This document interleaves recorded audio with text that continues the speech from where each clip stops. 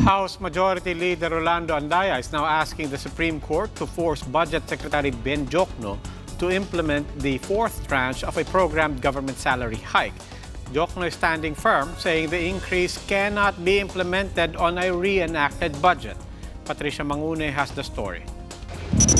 House Majority Leader Rolando Andaya Jr. personally filed a petition for mandamus at the Supreme Court on Monday. This is in line with the refusal of the Budget Department to release the fourth tranche of the salary hike for government employees scheduled mid-January of this year.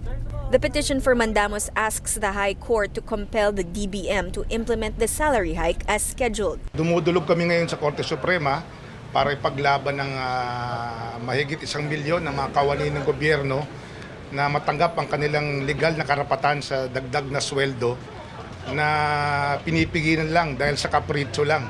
Andaya stressed in his 28-page petition that the DBM can implement the salary hike even prior to the passage of the 2019 national budget.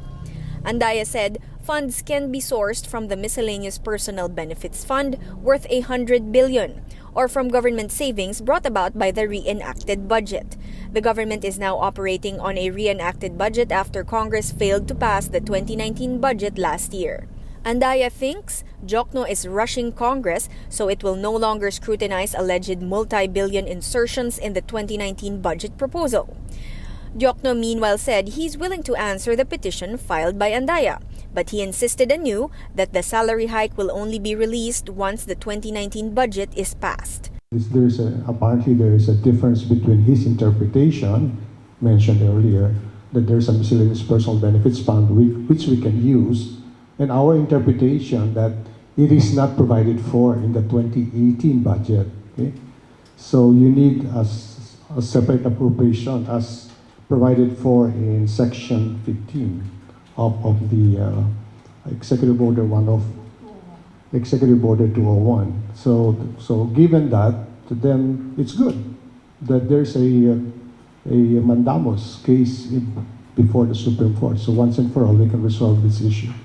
The DBM stood by their position, citing provisions of Executive Order 201 of 2016, stating the funding for the salary hike should be through a congressional appropriation. So these provisions clearly state that we need specific appropriations from Congress for the implementation of the fourth tranche salary increase under EO 201.